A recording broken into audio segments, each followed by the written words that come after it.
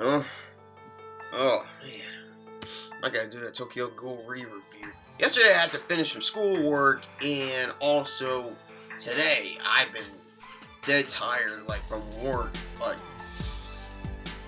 I just gotta pull through. There's another week of work, and after that I'm done until I go and find a new job. First off, I want to say at the end of Tokyo Ghoul Re with Kijima, what he did to the Shu family's servant or someone that's allied with the Shu family, and just like ripped out his tongue and put it in like that little pan and showed it to him on camera. Now I'll tell you something about this.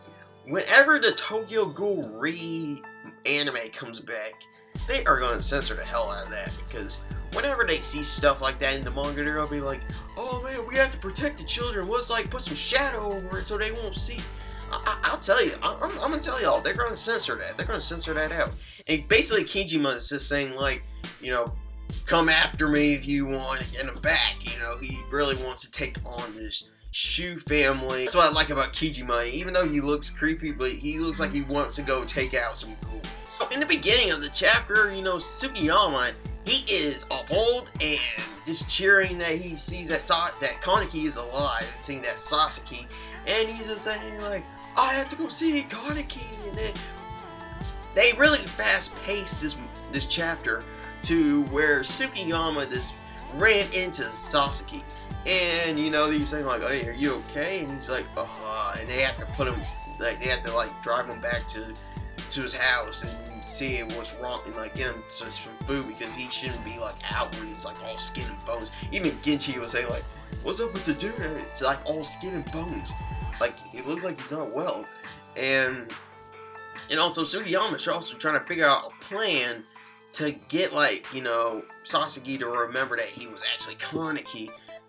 I am really wondering how he's going to do that. Like, usually when you lose your memories like that, you have to like remember like from the past. Like, someone has to like show you like all like past events, like to make you remember. Like, is it possible Tsukiyama could like take him to the gourmet and make him go through what he went through back in part 1? Which would be brutal, but you know, that's what we got in that arc with Tsukiyama and Kaneki, when he took him to the gourmet and took him to that little church, and then they had that fight, and then maybe Toka will get into the mix.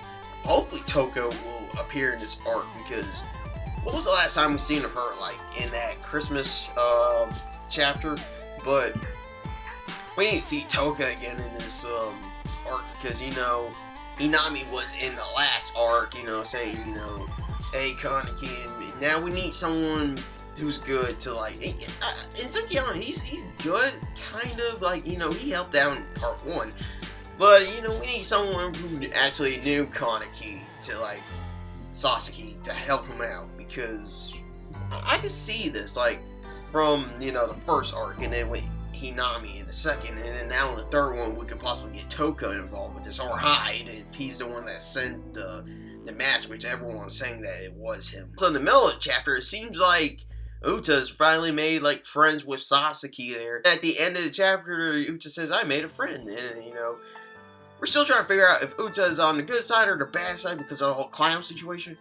But basically, Uta was helping Sasaki and the others, because Sasaki said, like, we need to become ghouls. I mean, we already got the eyes and the Kakugan. We need to, like, get the mask and try to, you know, cover ourselves so they won't figure out that's us as the CCG. Basically, they just need disguise from the ghouls so they can, like, you know, infiltrate and figure out about this whole Rose situation.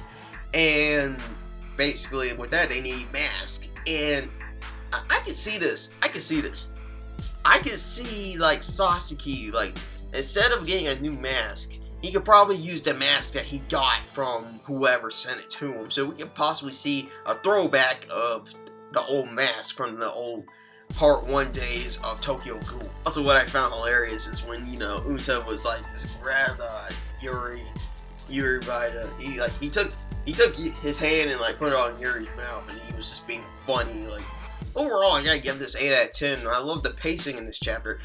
In the beginning, it was kind of looked like it was going a little bit too fast. Maybe Tsukiyama should have met Sasaki in another chapter, but you know, I guess they really want to get the pacing out so they can see what happens, and he tells how Tsukiyama, what his plan is going to be to, you know, retrieve Kanakiba's memories. That's it for me. If you like what I have to say, then drop me a like, and if you're new and you haven't subscribed, hit that subscribe button. That'd be awesome. I'll see you guys next time. Later.